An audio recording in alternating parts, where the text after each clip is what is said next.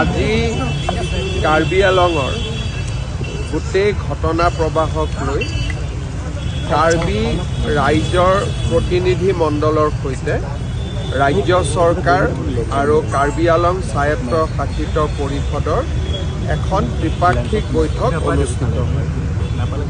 এই ত্ৰিপাক্ষিক বৈঠকত কেইবাটাও গুৰুত্বপূৰ্ণ সিদ্ধান্ত লোৱা হয়। প্ৰথম, ভিজিআৰ আৰু পিজিআৰৰ মাটিৰ সম্পৰ্কত গুৱাহাটী উচ্চ ন্যায়ালয়ৰ খণ্ড আদালতত বিষয়টো বিচাৰাধীন হৈ আছে। কিন্তু এই ক্ষেত্ৰত কাৰ্বি আংলং অট'নমাছ কাউন্সিলে আজিলৈকে শপতনামা দাখিল কৰা নাই। তাৰ কাৰণে গোটেই বিষয়বস্তুটো এতিয়ালৈকে আদালতত সমাধান হোৱা নাই।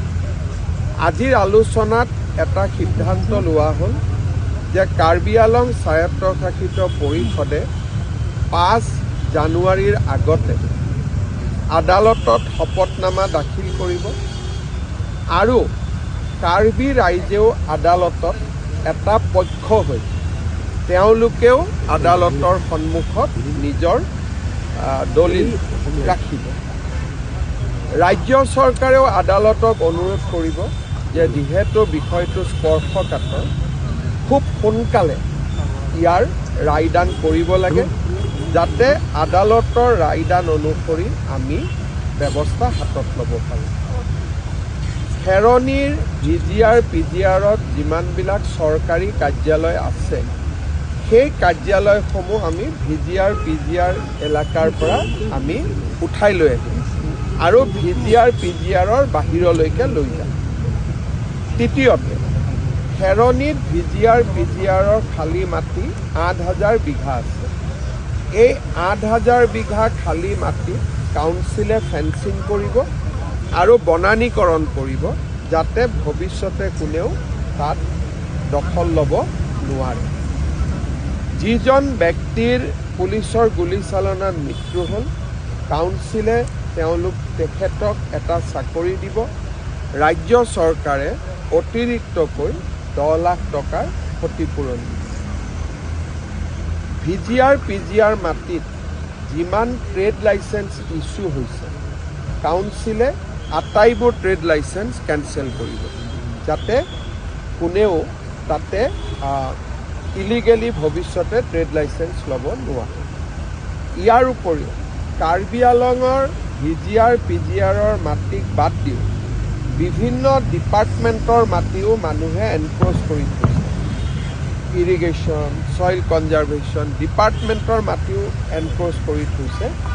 যিবিলাক ডিপাৰ্টমেণ্টৰ মাটি এনক্ৰ'চ হৈ আছে, তাতে কাউন্সিলে এভিকশ্যন আৰম্ভ কৰিব।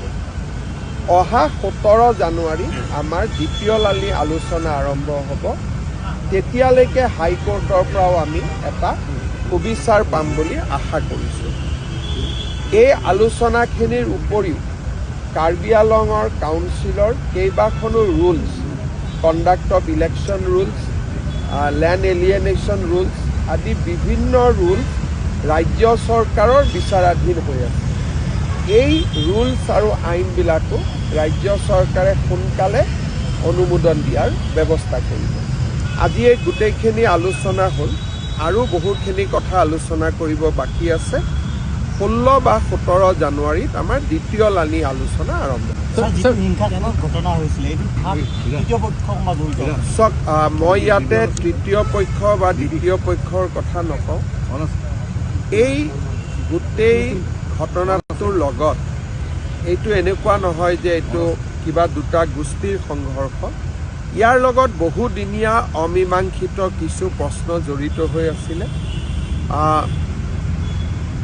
যিকোনো কাৰণতে নহওক ঘটনাটো ঘটিলে আমাৰ উদ্দেশ্য হৈছে শান্তি ঘূৰাই অনা। সেইকাৰণে পুলিচেও যিজন জীৱন্তে জুইত অগ্নিদগ্ধ হৈ মৃত্যু হ'ল, সেই কেছটো ৰাখিব। বাকী যি কেছ ৰেজিষ্টাৰ হৈছে, পুলিচেও আমি জেনেৰেল এমনেষ্টি দি দিম, যাতে আমাৰ মাজত কোনো ভুল বুজাবুজি নাথাকে। আৰু ৰাজ্য চৰকাৰ, কাৰ্বি আংলং কাউন্সিল আৰু চিভিল ছ'চাইটি বা আন্দোলনকাৰী পক্ষ বা আন সকলো ৰাইজক লৈ আমি খেৰণীত শান্তি প্ৰতিষ্ঠা কৰিম, কাৰ্বি আংলঙত আমি শান্তি প্ৰতিষ্ঠা কৰিম। কাৰ্বি আংলং ক'ত ষ্টে অৰ্ডাৰ আছে ছাৰ? কাৰ্বি আংলং আজি গোটেই লিষ্টখিনি আমি দেখিছোঁ, গতিকে কেছটো 5 জানুৱাৰীত আমি হাইকোৰ্টত যাম, কিন্তু ক'ত ষ্টে অৰ্ডাৰ আছে এই কথাটো আপোনালোকে কাউন্সিলৰ পৰা বুজিব, কিন্তু খেৰণীত ষ্টে অৰ্ডাৰ আছে।